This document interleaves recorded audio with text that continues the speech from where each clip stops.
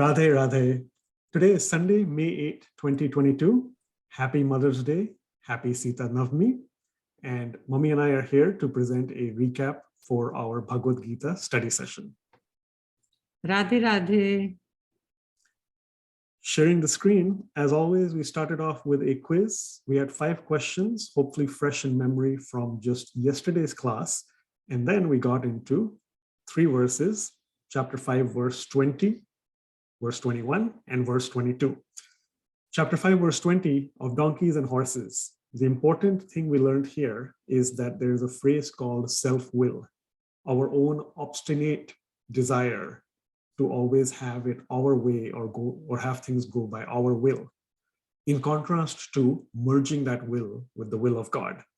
So as donkeys, we try to proceed with those desires, but the idea really is to be established in God, have a firm understanding of divine knowledge, and then not be hampered by delusion. With all that, if we can be equanimous, famous EQ word we've talked about many times, then we will not be extra happy or rejoice too much when there is something pleasant. And at the same time, not get so disappointed or sad when there's a time of grief. With all of that, we can then attain that state of being a sage of steady wisdom, a sthita prajna. There's the example that Swamiji has given of the horse and the farmer. We encourage you to take a look at that once again. What I mentioned is that this can be an unending chain of commentary and feedback, good, bad, up, down, over and over again. But if we just consider everything as we put in our best efforts, no shirking from our efforts and duties, but then accept all results as God's will, that will help us presumably get to that state of yog, union with God. So as Swamiji says, when the self-will gets merged in the divine will, then we develop equanimity to serenely accept ups and downs and reach a state of transcendence. So that's chapter 5, verse 20. Chapter 5, verse 21, we saw it as an infinity pool. God is an ocean of bliss and happiness. Very short verse and explanation just through several shlokas from scriptures. All of them talking about God being bliss or being an ocean of bliss. We mentioned that sequentially, if you think about it, this thing starts off with the Taittiriya Upanishad as God itself being bliss. Then we talk about the form. The form consists of hand, feet, etc. And then eventually, in summary, God himself is that complete, infinite, unending, everlasting ocean of bliss and happiness. Presumably, that might have reminded you of the phrase Sat Chit Anand, which in fact comes in the commentary for the next verse.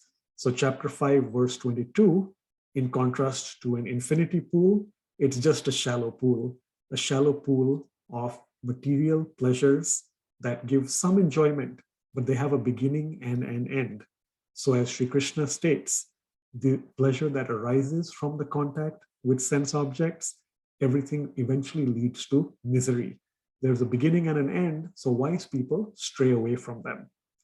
Swamiji has given us 3 reasons as to why this kind of bhog, material enjoyment, is very, very limited and gives misery. It's because worldly pleasures are finite, they are temporary, and they are insentient. In contrast to associating with God, who is an ocean of bliss, Sat Chit Anand, eternal, ever fresh, divine bliss.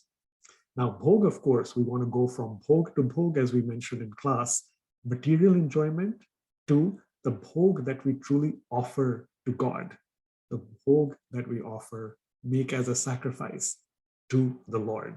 So different uses of the word bhog here to keep in mind as a distinction. And again, in summary, just reminding us, Swamiji tells us that if we enjoy this delicious dessert, this nectar, this rus of all this wisdom, then we can use our intellect to discriminate between material and spiritual thoughts and choices and restrain the senses. All of this helping us proceed in our spiritual journeys to be in unison with God. Mummy, over to you on Mother's Day and the pleasant surprise we had. That was wonderful too. Now you can tell us about any Sanskrit terms we need to pick up, as well as any other commentary. So the Sanskrit word I would want you all to pay attention is asakt atma.